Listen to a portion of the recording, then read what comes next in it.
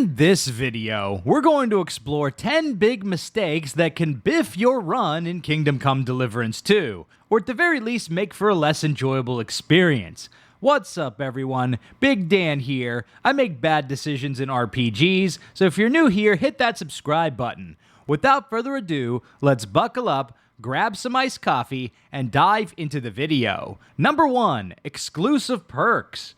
If you're not paying close attention while leveling and selecting perks, you may accidentally wall yourself off from a great perk. For instance, many people may be tempted to pick up the Alchemy perk, which allows for more leeway in making mistakes while you brew potions.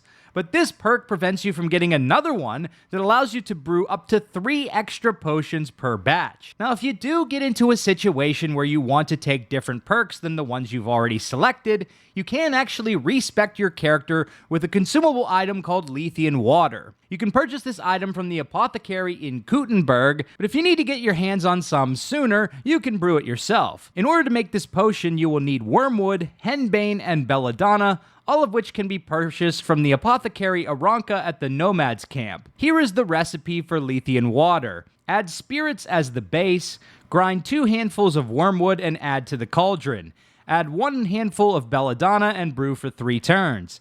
Add the henbane, and finally distill the potion. And boom, now you have a potion that will allow you to reallocate your perk points. Number 2, not learning how to brew potions. Alchemy is incredibly overpowered in Kingdom Come Deliverance 2, so I highly recommend taking some time to learn it and get your hands on some useful recipes. And if you want a life hack, you can actually learn potion recipes without purchasing them from the vendors in the game. If you know how to complete the steps for a particular potion, which you can do by looking up the recipe online, then it will automatically get added to your recipe book the first time you make it. Some of the most useful potions in the game are Marigold Decoction, which heals your character over time, Bane Poison, which applies massive dot damage to your enemies as well as slowing them down, and Nighthawk, which allows you to see in the dark like a freaking Witcher. And of course, save your schnapps is a must-have. Speaking of which, we have number 3, not saving often enough. While KCD 2 is somewhat more generous with checkpoint saves than the first game, it still does not save very often, especially if you're just exploring in the open world. I have lost up to 45 minutes of exploration progress due to an unfortunate attempt at parkouring down some rocks. The game can also be extremely punishing with things like crime and combat, so I recommend having a lot of save your schnapps on hand, and making a manual save if you're planning to attempt something risky in particular. Another way to save the game is sleeping in an owned bed, which can be accessed at an inn or another place that Henry is allowed to stay permanently. Be aware that sleeping at a random camp or bed does not save your game. I definitely recommend buying a permanent long-term bed at the inn in Troskowitz. I found myself needing to sleep in that town a lot in my playthrough, and that innkeeper is particularly finicky about turning you away if your charisma drops from your gear, or maybe it's just because I stole a bunch of shit in this town and ended up in the stocks. Can I spend the night here? Not a chance. Go back to where you came from, you wastrel. See you later, my friend. What is that? You caught me!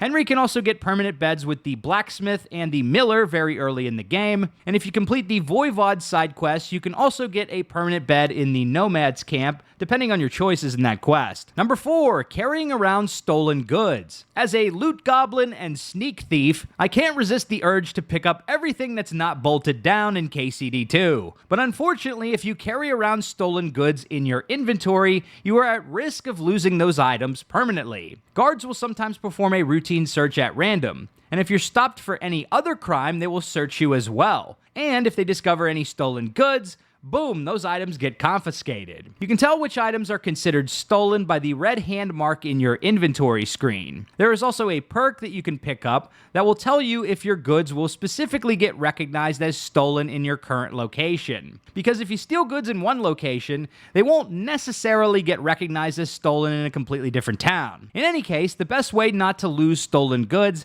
is to stash them in any owned chest, which you should have access to at any inn or place you own a bed. Eventually, those items will no longer be marked as stolen. It may take up to 1 to 2 in-game weeks for the stolen status to drop off more expensive items, but you can reduce this time by picking up the trafficker and totally legit perks. but once your items are rinsed, so to speak, you can freely equip them without fear of them getting stolen back from you by a pesky guard. Number 5, not exhausting all dialogue options. In most RPGs, your speech skill levels up whenever you pass dialogue checks. But in KCD 2, you can actually gain a small amount of XP for every single dialogue option, not just persuasion checks. So I recommend exhausting every new dialogue option you come across with NPCs. If you're impatient and don't want to listen to all that yapping, just mash the skip button and you'll still gain the experience while saving time for yourself. Sometimes you will also gain more scholarship experience as well when talking to NPCs,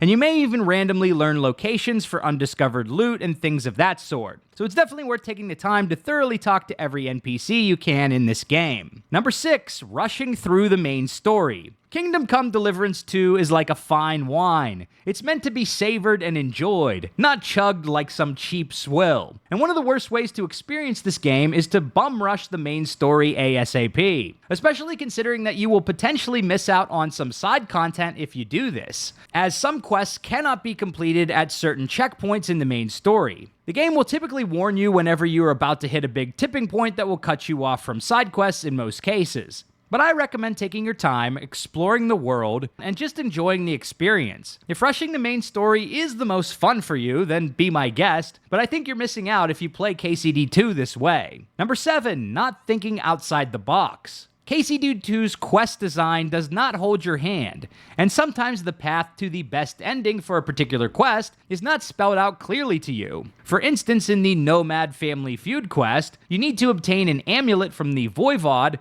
who absolutely refuses to give it to you whenever you talk to him. So you may need to ask around and get more information from other NPCs to uncover a new path forward for the quest. KCD 2 rewards creative thinking in its quests and gameplay in general, so keep an open mind and think outside the box whenever you're facing a problem. Number 8, missing out on lootable items. Not all loot is found in chests or on NPCs, and KCD 2's UI doesn't exactly light up interactable objects or create other obvious cues that an item is lootable. So if you're not paying close attention and spamming your camera around, it can be easy to miss loot in this game. When exploring an enemy camp or anywhere in general, take some time to move your camera around nearby objects to see if a loot interaction pops up, because sometimes it is not clear when an item is just part of the environment and when you're actually staring at a golden cross worth 1,400 groschen that you can loot. Number 9, not getting a better horse.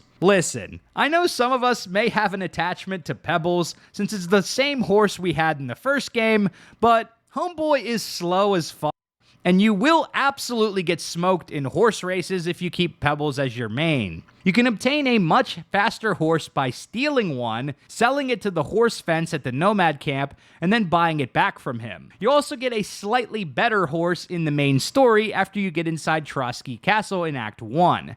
So I definitely recommend an upgrade when you get a chance. Number 10, not learning the Master Strike. This is easily the most overpowered move in the game, and makes swords by and far the best weapon type in KCD 2. Early in the game, you can learn the Master Strike by defeating Tomcat in a duel during the quest combat training. I highly recommend knocking this out ASAP and practicing how to nail Master Strikes. If you're struggling with the Tomcat duel, simply apply some Bane poison to your blade before the fight. Then hit him one time and play defense until his HP drops and you trigger the victory cutscene. So there you have it.